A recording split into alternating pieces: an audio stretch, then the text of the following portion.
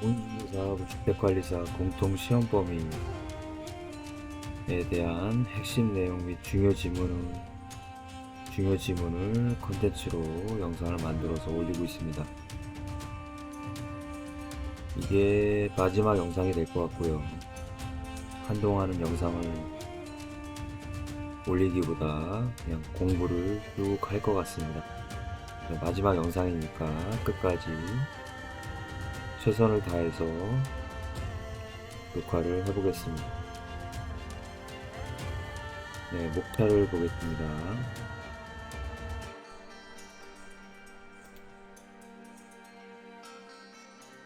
목차는 앞에 영상 3개가 있었고요. 네 번째 영상이네요. 목차는 부동산 공법 중에서 도시 및 주거환경 정비법이 있고 건축법이 있고 주택법이 있습니다. 주택관리사 기준으로 보면 이따 관계법규에 들어가는 법들이고요. 공인중개사는 2차 과목 부동산 공법에 해당하는 내용입니다. 내용으로 들어가 보겠습니다.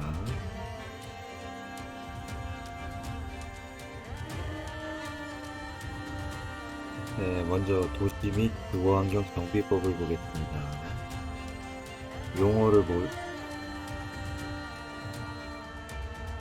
용어의 정의.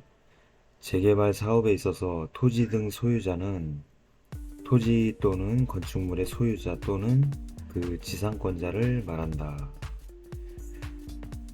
다음은 도시 주거환경 정비 기본계획.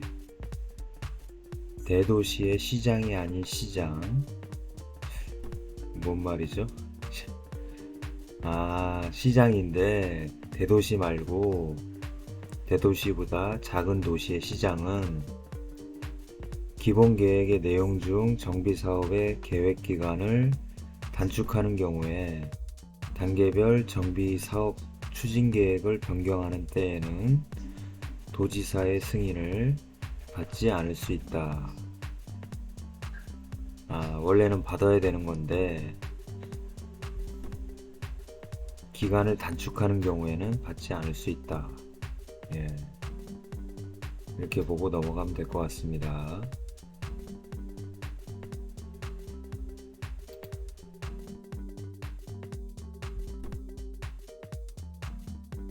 한번 재건축 사업의 안전진단. 안전진단은 상당히 중요하죠. 정비계획의 입안권자는 재건축 사업의 정비계획의 입안을 위하여 정비 예정구역별 정비계획의 수립 시기가 도래한 때 안전진단을 실시하는 게 원칙이다. 안전진단은 꼭 좀 실시를 해서 어떤 주택의 사고 같은 거를 좀 미리 미연에 방지를 했으면 좋겠습니다. 4번 정비사업의 시행 방식. 사업 시행자가 정비구역에서 정비 기반시설 및 공동이용시설을 새로 설치하거나 확대하고 토지 등 소유자가 스스로 주택을 보전 정비 개량하는 방법 및 환지로 공급하는 방법을 혼용하는 방법에 의한 주거환경 개선 사업은 도시 및 주거환경 정비 법령상 정비 사업의 시행 방식으로 허용되고 있다. 뭔 소린지 모르겠네요. 어쨌든 정비 사업의 시행 방식에 있어서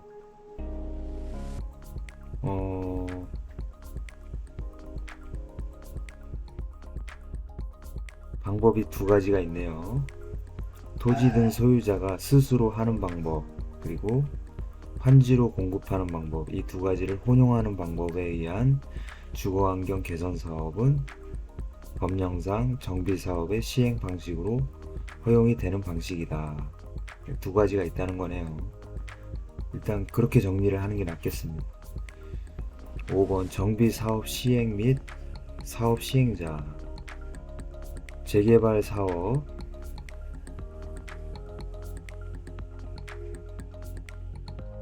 재개발 사업조합은 조합 설립 인가를 받은 후 조합 총회에서 경쟁 입찰 또는 수의계약, 수의계약은 2회 이상 경쟁 입찰이 유찰된 경우로 한정합니다. 그래서 경쟁 입찰 또는 수의계약의 방법으로 건설업자 또는 등록사업자를 시공자로 선정하여야 한다.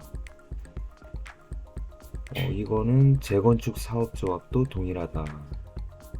재개발 사업조합.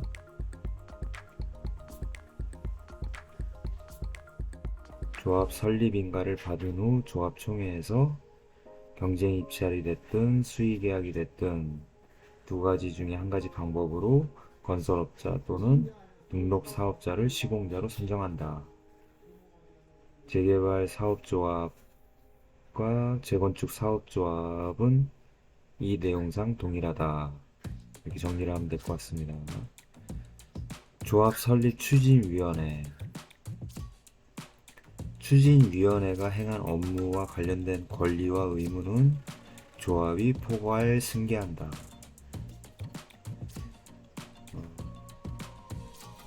내용이 좀 생소하기 때문에 좀 너무 간단하게 정리를 한 것 같네요. 그냥 일주일 전에 한 것 같아가지고 기억이 잘 안 나는데, 네, 그래도 최선을 다해서 끝까지 가보겠습니다. 자,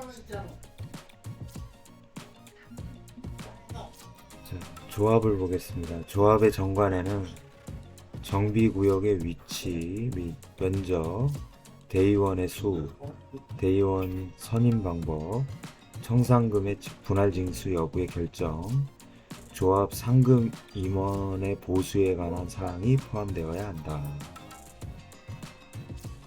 좋은 말이네요. 조합의 임원, 조합 임원이 결격 사유에 해당되어 퇴임되더라도 퇴임 전에 관여한 행위는 그 효력을 잃지 않는다고 합니다. 9번 정비사업 시행을 위한 조치. 사업 시행자는 사업 시행 인가를 신청하기 전에 미리 총회를 개최하여 조합원 동의를 받아야 하고, 사업을 시행하고자 하는 경우 시장 군수 등에게 사업 시행 인가를 받아야 한다. 정비 사업 시행을 위한 조치인데요. 사업 시행자는 인가를 신청하기 전에 미리 총회를 개최해야 되고, 조합원 동의를 받아야 되고, 사업을 시행할 때는 시장 군수 등에게 인가를 받아야 한다. 이런 내용이네요. 10번 사업 시행 계획 등. 시장 군수 등은 재개발 사업의 사업 시행 계획 인가를 한 경우 해당 정비 사업의 사업 시행자가 지정 개발자인 때에는 정비 사업비의 100분의 20, 5분의 1이죠. 그 범위에서 시도 조례에서 정하는 금액을 예치하게 할 수가 있다. 역시 좋은 말이고요.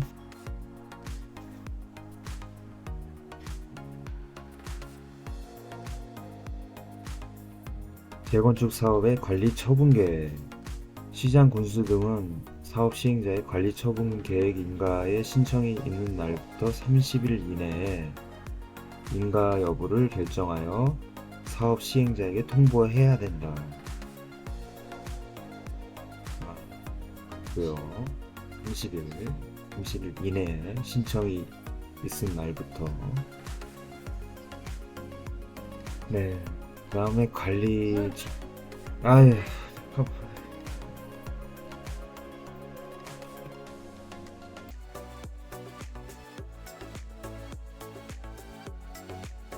재건축 사업의 관리 처분 계획을 봤고요.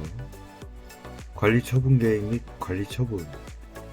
너무 좁은 토지 또는 건축물이나 경비구역 지정 후 분할된 토지를 취득한 자에 대하여는 현금으로 청산할 수 있다.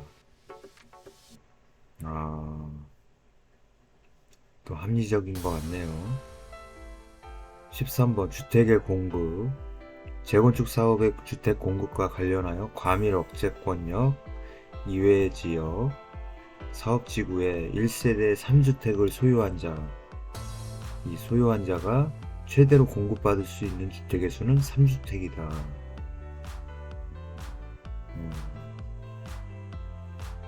3주택이 3주택이다. 그런 말이네요. 14번 공사 완료에 따른 조치. 사업 시행자인 지방공사가 정비사업 공사를 완료한 때 시장 군수 등의 준공인가를 받아야 하지만 정비사업의 시행자가 시장 군수인 경우에는 본인이 준공인가를 할 수가 없을 것 같네요. 그러면 정비사업에 관한 공사를 완료한 때는 그 완료를 해당 지방자치단체에 공보에 고시를 하는 걸로 대신한다. 준공인가를 본인이기 때문에 해당 지방자치단체 공보에 고시하는 걸로 때우는 것 같습니다.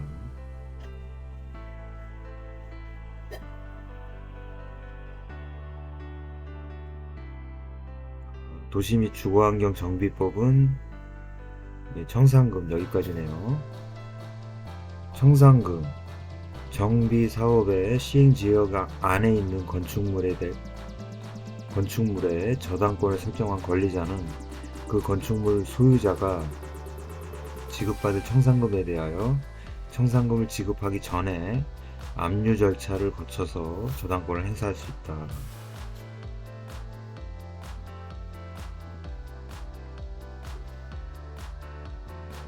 소유자가 청산금을 받을 때 청산금을 지급하기 전에 그 저당권자는 압류 절차를 거쳐서 저당권을 행사해야 된다. 이런 말이네요.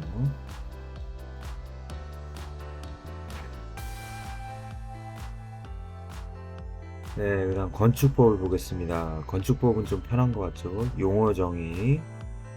이거 뭐더라? 시설개론에서 주택관리사 시설개론에서 많이 봤던 내용 같습니다. 용어의 정의. 지붕틀 3개를 증설하여 연면적을 넓히는 것은 증축에 해당한다.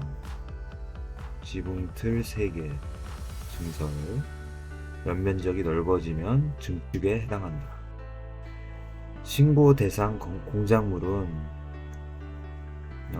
여러 가지가 있겠지만 그 중에 높이 8m의 굴뚝이 있다. 너무 심플하죠. 3번 건축물의 적용. 지구 단위 계획 구역이 아닌 계획 관리 지역으로서 동이나 읍이 아닌 지역에서는 건축법상 용적률 규정이 적용된다.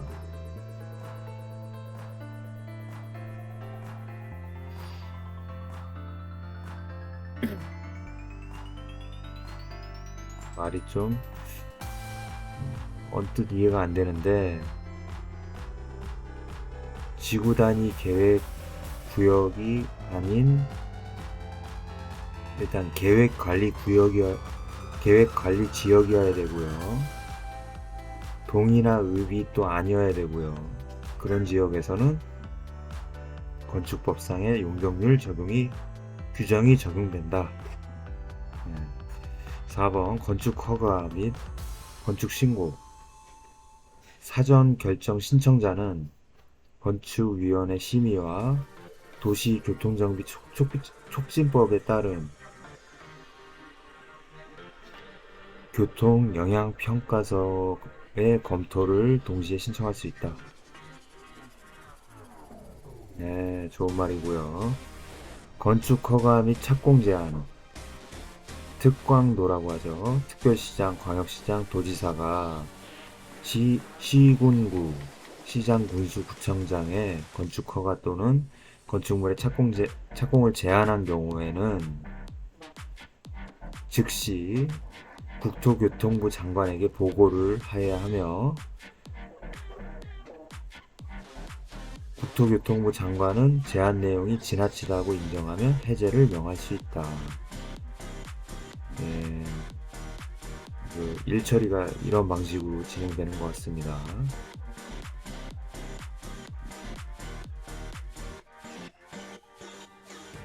건축 신고를 보겠습니다. 공업지역 안에서 연면적 500제곱미터인 2층 공장의 신축은 건축 신고 대상이다. 연면적이 270제곱미터인 3층 건축물의 방화벽 수선인 경우에는 건축 신고를 하면 건축 허가를 받은 것으로 본다. 받은 것으로 본다는 것은 간주한다는 거죠. 7번 건축물의 건축. 도시지역 중에서 주거지역, 상업지역, 공업지역을 설치하는 농업용 비닐하우스로서 연면적이 100제곱미터 이상인 것은 신고 대상 가설 건축물에 해당한다. 도시지역 중에서 주거, 상업, 공업지역에 설치하는 농업용 비닐하우스 연면적이 100제곱미터 이상 신고 대상 가설 건축물이다. 네, 시험장에서 꼭 기억이 났으면 좋겠네요. 건축물의 용도 변경. 특별시에서 자원 순환 관련 시설을 묘지 관련 시설로 용도 변경하는 경우 관할 구청장에게 건축물 대장 기재 내용의 변경을 신청하여야 한다. 뭔가 특별시가 더 상위 기관인 것 같지만 어쨌든 시설을 다른 시설로 용도 변경하는 경우 구청장한테 건축물 대장 기재 내용 변경을 신청해야 한다. 어떻게 보면은 명령을 하다라는 것 같기도 하네요. 다시 읽어보니까 건축물의 용도 변경에 대한 내용이었고요. 대지의 조경에 대해서 보겠습니다.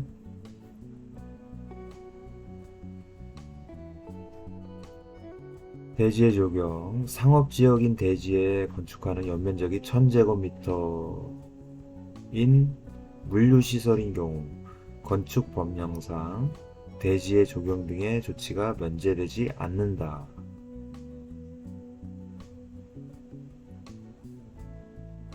이 당시에는 제가 X 표시를 안 했었네요.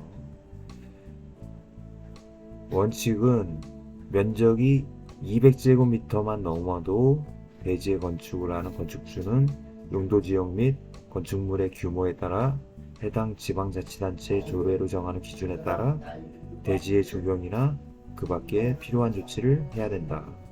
이게 원칙이었습니다. 10번 건축물의 대지와 도로.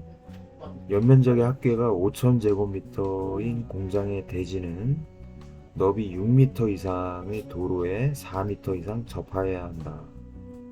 원칙을 보면 일반적인 경우에는 건축물의 대지는 2m 이상이 도로에 되고 강화된 원칙은 연면적의 합계가 2000제곱미터, 공장인 경우에 3000제곱미터 이상인 건축물의 대지는 너비 6m 이상의 도로에 4m 이상 접하여야 된다. 그러니까 위에서 5000제곱미터의 공장이기 때문에 이 강화된 원칙에 적용을 받겠네요. 공개공지. 대지에 공개공지 등을 확보해야 하는 건축물의 경우 공개공지 등을 설치하는 때에는 해당 지역에 적용하는 용적률의 1.2배 이하의 범위에서 건축조례로 정하는 바에 따라 용적률을 완화하여 적용할 수 있다. 네, 좋은 말이고요. 지역 및 지구 안의 건축물. 대지가 녹지지역과 그 밖의 지역, 지구 또는 구역이 걸치는 경우, 이 걸치는 경우가 중요한데 이 경우에는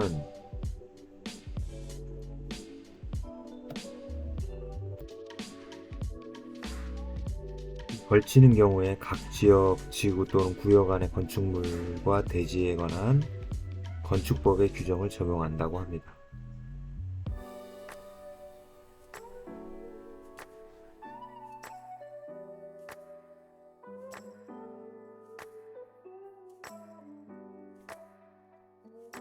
좋은 말이고요.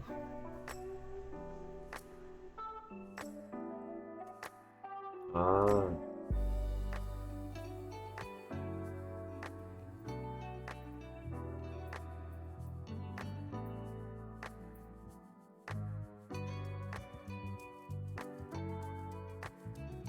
있었네요. 예외는 녹지 지역 안의 건축물이 방화지구에 걸치는 경우에는 방화지구의 규정에 따르는 게 예외가 되겠습니다.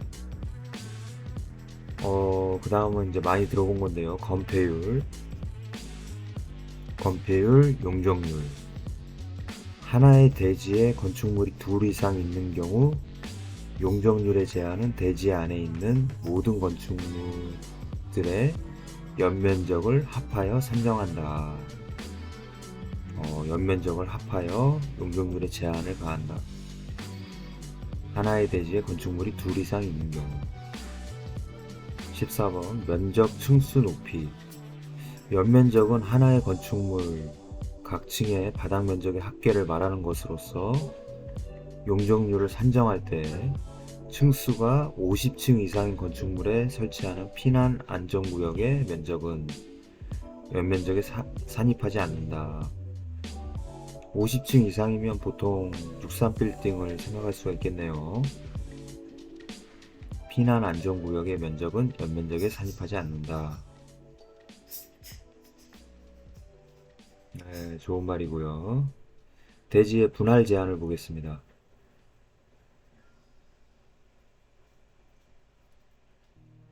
대지의 분할 제한. 건축법 및 조례 기준 용도 지역별 원칙적인 최소 면적 기준 네 가지가 있는데 주거 지역은 60제곱미터, 상업 지역은 150제곱미터, 공업 지역은 150제곱미터, 자연 녹지 지역은 200제곱미터. 보통 그냥 줄여서 주거 지역, 상업 지역, 공업 지역, 녹지 지역 이렇게 얘기를 하죠. 주거 지역이 60, 상업 지역하고 공업 지역이 150, 녹지 지역이 200제곱미터. 네, 이렇게 알아두면 될 것 같고요. 16번 지역 및 지구 안의 건축물. 전용 주거 지역과 일반 주거 지역 안에서 건축하는 건축물에 대하여 1조의 확보를 위한 높이 제한이 적용된다. 그래야겠죠. 광합성은 중요하니까. 원칙을 보면 공동주택에 대한 1조권 높이 제한, 다음에 어느 하나에 해당하는 공동주택, 일반 상업지역과 중심 상업지역에 건축하는 건 제외가 됩니다. 채광 등의 확보를 위하여 대통령령으로 정하는 높이 이하로 하여야 한다. 인접 대지 경계선 등의 방향으로 채광을 위한 창문 등을 두는 경우, 하나의 대지에 2동 이상을 건축하는 경우 여기에 해당한다고 합니다. 1조권 높이 제한. 네, 여기까지 해서 건축법을 살펴봤고요. 마지막으로 주택법을 보겠습니다.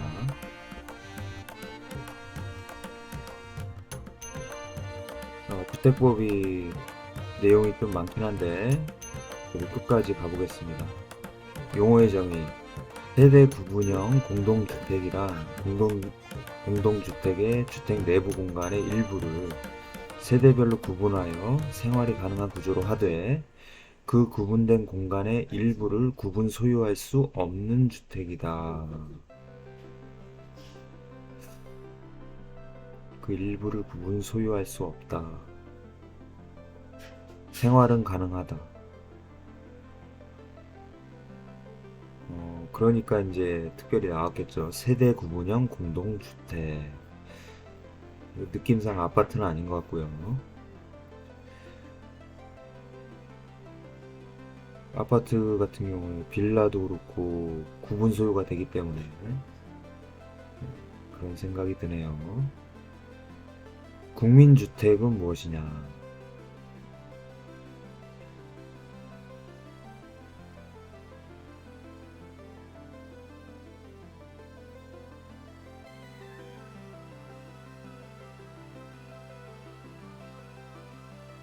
국민주택 내용이 5가지가 나왔는데요.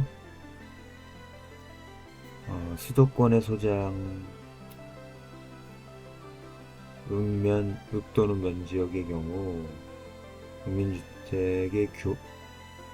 국민주택 규모의 주택이란 1호 또는 1세대당 주거 전용 면적이 100제곱미터 이하인 주택을 말한다. 틀린 지문이 된 이유는 수도권에 소재한 게 아니라 수도권을 제외한 도시지역이 아닌 읍 또는 면지역을 얘기합니다. 거기에서 나머지 내용은 맞겠죠. 국민주택 규모의 주택이란 1호 또는 한 세대당 주거 전용 면적이 100제곱미터 이하여야 된다. 그런 주택을 말한다. 지방자치단체의 재정으로부터 자금을 지원받아 건설되는 주택이 국민주택에 해당하려면 자금의 50% 이상을 지방자치단체로부터 지원받아야 한다. 이게 틀린 지문이네요. 여기서부터는 X 표시를 많이 했네요. 이런 조건은 없다고 합니다. 예. 틀리게 만들려고 문제 지문으로 나온 것 같습니다. 다음은 건설회사가 지방자치단체 재정으로부터 자금을 지원받지 않고 수도권에 건설한 주거 전용 면적이 한 세대당 80제곱미터인 아파트, 국민주택이 아니라 민영주택을 말하는 거네요. 다음은 아파트의 경우 복도, 계단 등 아파트의 지상층에 있는 공용 면적은 주거 전용 면적에서 제외한다. 다세대 주택의 경우 주거 전용 면적은 건축물의 바닥 면적에서 지하층 면적만을 제외한 면적으로 하는가. 바닥 면적에서 복도, 계단, 현관 등 공동주택의 지상층에 있는 공용 면적과 지하층 관리 사무소 등 그 밖의 공용 면적을 제외한 면적으로 한다. 이렇게 해야 맞는 표현이 되고요.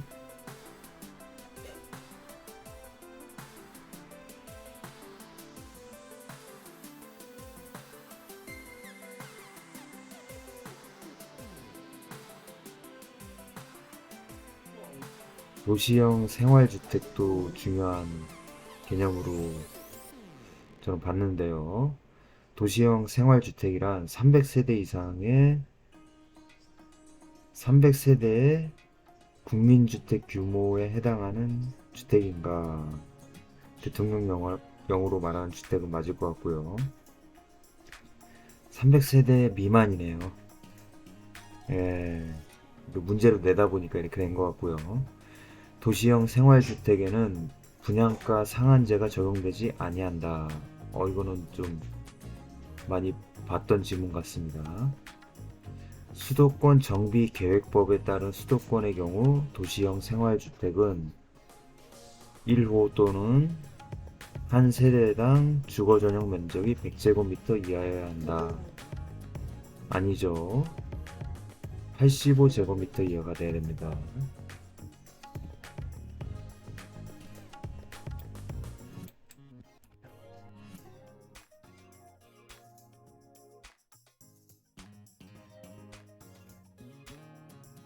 주거지역에서 도시형 생활주택인 소형주택과 도시형 생활주택이 아닌 주택은 하나의 건축물에 함께 건축할 수 없는가.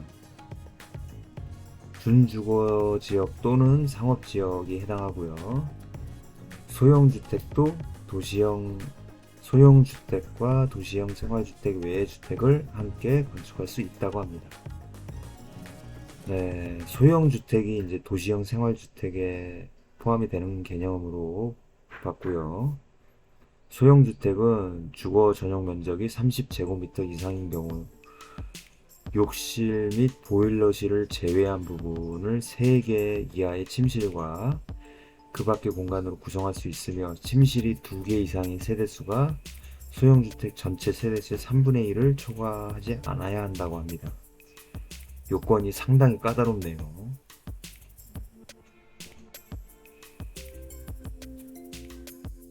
침실이 2개 이상인 세대수가 소형주택 전체 세대수의 3분의 1을 초과하지 않아요.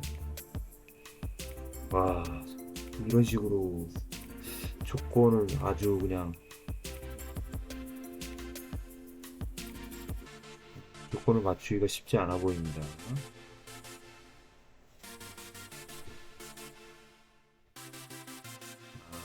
주거 전용 면적이 30제곱미터 이상인 경우에 이렇다는 거네요.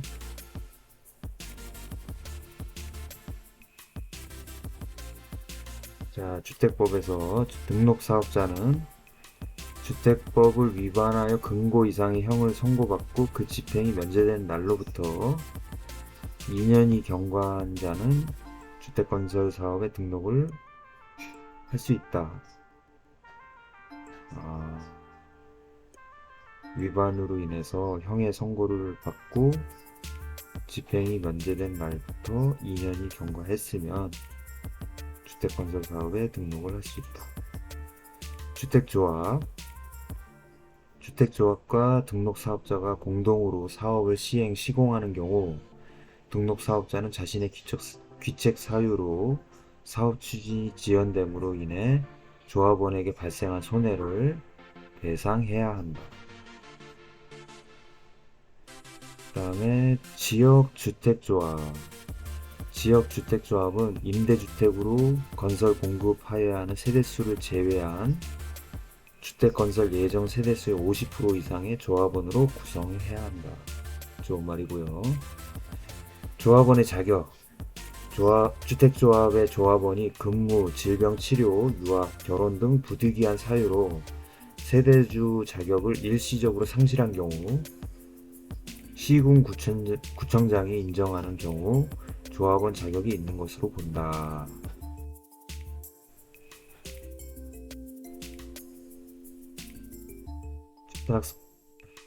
주택 상환 사채. 등록사업자는 주택 상환 사채를 발행하려면 금융기관 또는 주택도시보증공사의 보증을 받은 경우에만 발행할 수 있다. 사업계획 승인. 주택조합이 승인받은 총 사업의 10%를 감액하는 변경을 하려면 변경 승인을 받아야 한다. 공구별 분할 사업계획 승인. 갑은 사업주체고요. 을은 사업계획 승인권자. 사업계획 승인은 주택건설 사업을 공구별로 분할하여 시행한다. 이 상태에서 사업주체 갑이 최초로 공사를 진행하는 공구 외의 공구에서 해당 주택단지에 대한 최초 착공 신고일부터 2년이 지났음에도 사업주체가 공사를 시작하지 아니한 경우 사업계획 승인권자 을은 사업계획을 취소할 수 없다.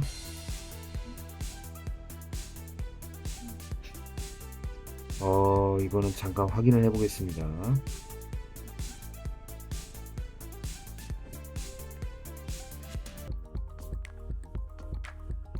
확인했는데 이상이 없네요. 그러니까 원래는 사업주체 갑이 공사를 진행하는 공구 외의 공구에서 해당 주택단지에 대한 최초 착공 신고일로부터 2년이 지났음에도 사업주체가 공사를 시작하지 아니한 경우에도 사업계획 승인권자는 사업계획을 취소할 수 없다는 게 어쨌든 맞는 지문인 걸로 확인이 됐습니다. 2년이 아니라 3년일 수도 있고요. 이거는 기본서 내용을 찾아봐야 알 수 있는 내용이라서 저는 나중에 한번 찾아보겠습니다. 필요하신 분은 따로 내용 확인이 필요할 것 같습니다. 공구별 분할 사업계획 승인이었고요.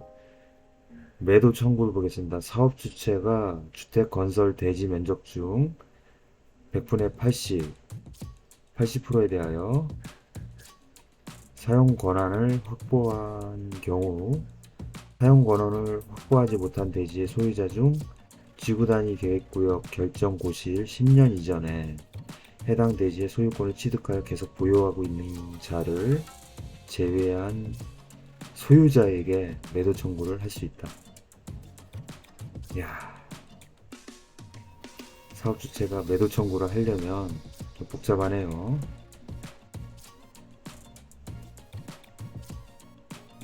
어떤 조건에 해당하는 소유자 있는 자를 제외한 소유자에게 매도 청구를 할 수가 있다.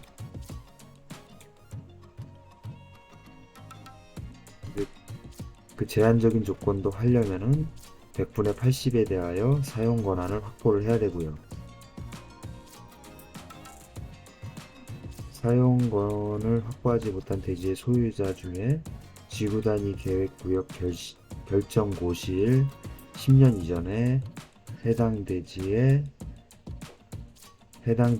소유권을 취득하여 계속 보유하고 있는 자는 건드릴 수가 없네요. 그런 자를 제외한 소유자한테만 매도 청구를 할 수가 있다.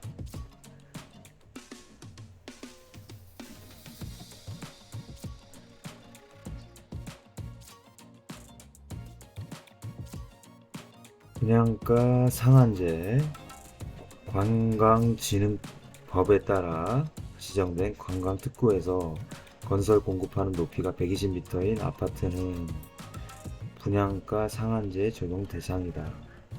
관광특구에서 관광진흥법에 따라서 관광특구에서는 좀 제한이 세게 걸리는 것 같습니다.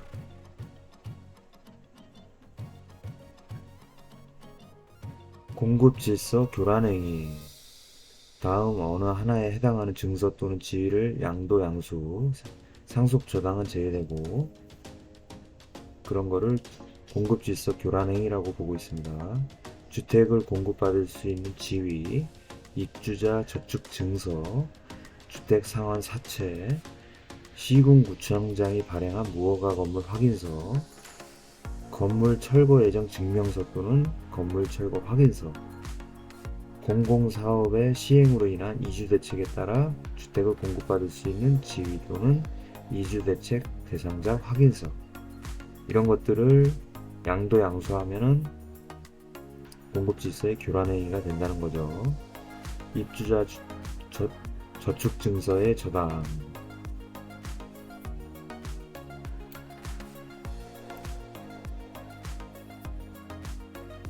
저축증서의 저당은 상속과 저당은 금지행위에 해당하지 아니한다.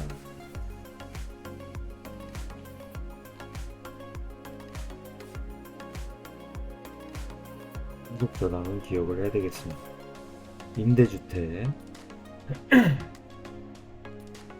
용적률을 완화하여 적용하는 경우 사업주체는 완화된 용적률의 30% 이상 60% 이하의 범위에서 시도, 특별시, 광역시, 특별자치시 또는 특별자치도의 조례로 정하는 비용 이상에 해당하는 면적을 임대주택으로 공급해야 한다. 의무가 되겠네요.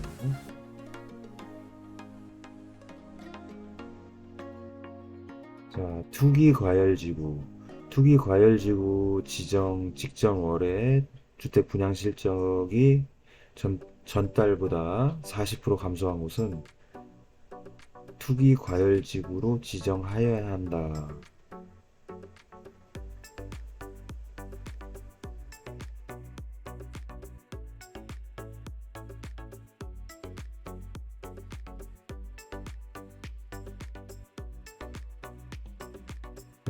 좀 어렵게 써놓은 것 같은데요.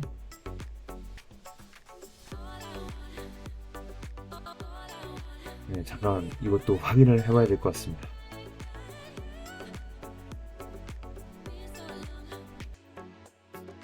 네, 확인을 해봤더니 다음에 해당하는 곳으로서 주택 공급이 위축될 우려가 있는 곳, 이런 것도 반대 개념 같지만 투기과열지구가 되는 것 같습니다.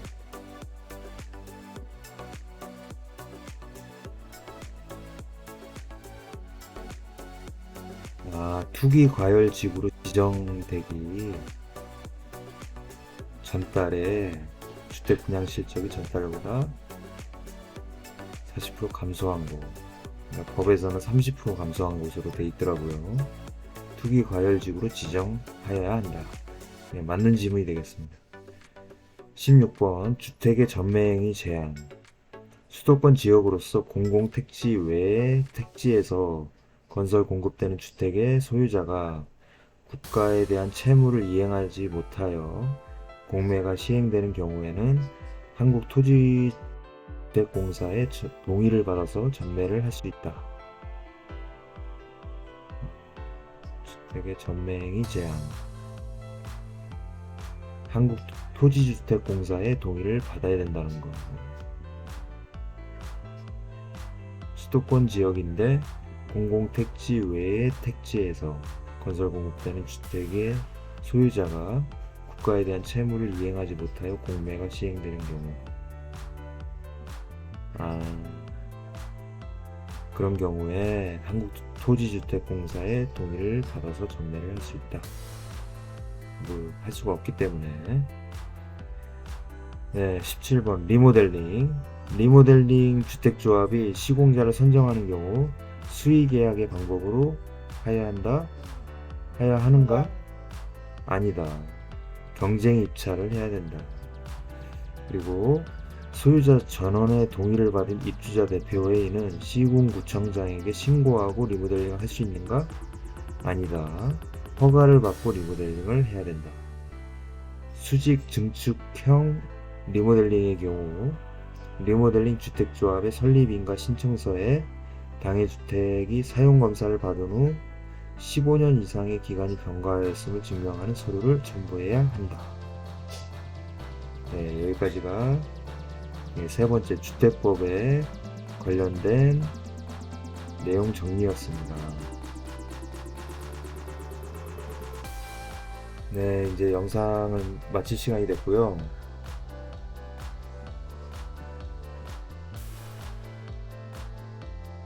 네, 이번 영상에서는 공통범위, 공인중개사하고 주택관리사의 공통범위는 맞는데 2차 과목이라서 지금 시점에서 주택관리사 시험 준비하는 사람한테는 조금 중요도가 떨어지게 되겠네요.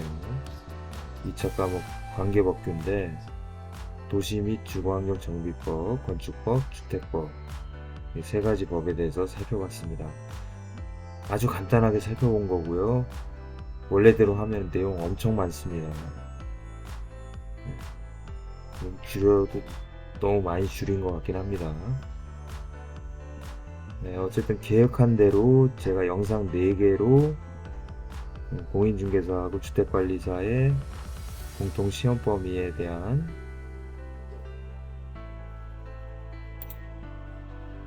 핵심 내용하고 중요 지문에 대한 영상을 이번 4번째 영상으로 마무리를 하겠습니다. 더 이상 추가 영상은 없을 거고요. 안심하셔도 됩니다. 네, 이렇게 해서 제가 계획한 영상 시리즈는 이 영상으로 끝이 나게 되었습니다. 혹시 들어주신 분이 계시다면 수고 많으셨고요. 저도 나름대로 수고가 많았던 것 같습니다. 네, 그래서 4번째 영상으로 여기까지 해서 공인중개사, 주택관리사 공통시험범위 핵심 내용 및 중요 지문 시리즈는 끝입니다. 네. 그럼 저는 한동안 쉬었다가 나중에 필요한 경우에 또 영상으로 찾아뵙도록 하겠습니다. 네, 그럼 저는 이만 감사합니다.